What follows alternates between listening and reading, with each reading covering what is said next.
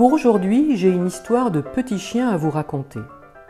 Ça va forcément intéresser les petits-enfants, mais je suis sûre, aussi les moyens enfants et les grands enfants. Ce sont des petits chiens qui vont au temple, déjà c'est spécial. Mais ils ne vont pas non plus à n'importe quel temple, peut-être que déjà ça explique des choses. Il était une fois un temple magnifique, situé au milieu de la forêt, loin, très loin. Ses murs recouverts d'or brillaient au soleil et son intérieur était orné de milliers de miroirs en cristal pur. Ce n'était donc pas un temple protestant, c'est pas grave. Un jour, un petit chien s'est perdu dans cette forêt et se trouva devant ce temple. Il admirait cet édifice resplendissant et décida d'y entrer pour s'y installer. Lorsqu'il entra dans la salle des miroirs, il se trouva entouré de milliers de chiens qui l'observaient. De peur que ces chiens ne lui disputent son territoire, le petit chien retroussa ses babines et se mit à gronder et à aboyer furieusement. Tous les chiens l'imitèrent. Et ce comportement le rendit si furieux et si féroce qu'il se jeta contre plusieurs d'entre eux et se fit vraiment mal. Il se cognait. Certains disent même qu'il se brisa la nuque en se jetant sur l'un d'eux. Un petit chien qui avait fait une mauvaise rencontre? Qui n'avait pas de chance? Ce petit chien repartit en se disant qu'il ne remettrait plus les pieds, qui ne remettrait plus les coussinets dans un lieu aussi peu sympathique et accueillant. Non mais, l'histoire ne le précise pas, mais elle continue en parlant d'un autre petit chien. En effet, des années plus tard, un autre petit chien va se perdre dans la forêt et arriva devant ce temple, le temple aux 1000 miroirs. En entrant dans la salle des miroirs, il fut si heureux de voir tant de chiens dans ce coin perdu, ça il ne s'y attendait pas du tout, qu'il se mit à remuer à la queue joyeusement, à japper et à sauter sur place. Et comme tous les autres chiens firent de même, il se sentit bien accueilli. Perdu au milieu de la forêt, et trouver autant de copains sympas avec qui il pourrait jouer, mais quelle chance!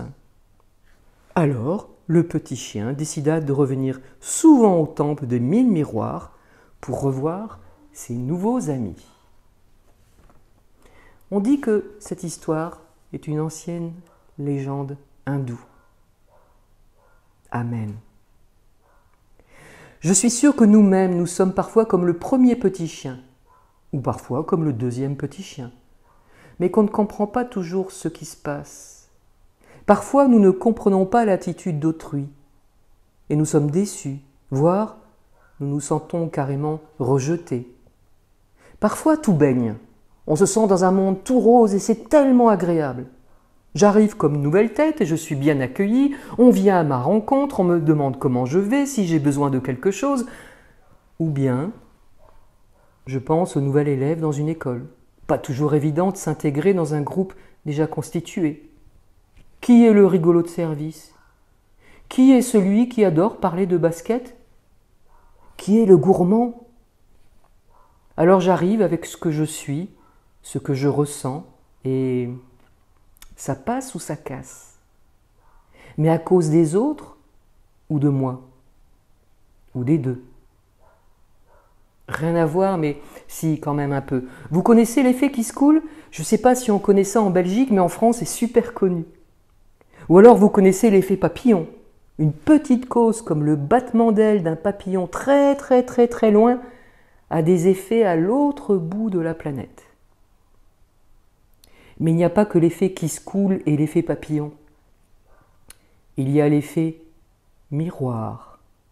Ce que je vois et découvre chez les autres, que ça me plaise ou non, si je regarde au fond de moi-même, est-ce que ça n'est pas un peu ressemblant?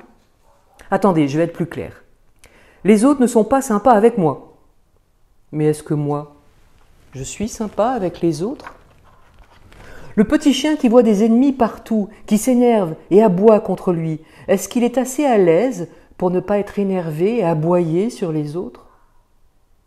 Et le deuxième petit chien, il arrive dans quel état d'esprit? Il est content, je pense, curieux, ouvert, impatient de connaître, optimiste aussi quand même. Alors ceux d'en face, ceux du miroir, sont un peu comme ils lui rendent ça. Ils sont curieux, ouverts, impatients de le connaître. Ouais, vous allez me dire, l'effet miroir, ça ne marche pas à tous les coups. C'est vrai. On ne sait pas pourquoi. Pourtant, dans une relation, je suis responsable de ma partie à moi. Si j'arrive crispé de suite, ça va être plus difficile de rencontrer l'amitié et la bienveillance. Mais on peut essayer, non? De le provoquer, cet effet miroir. Faites le test.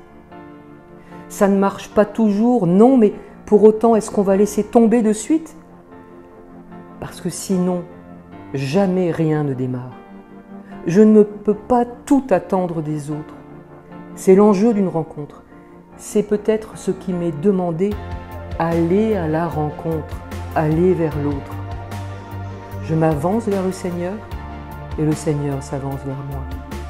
D'ailleurs, la plupart du temps, le Seigneur a fait le premier pas vers moi.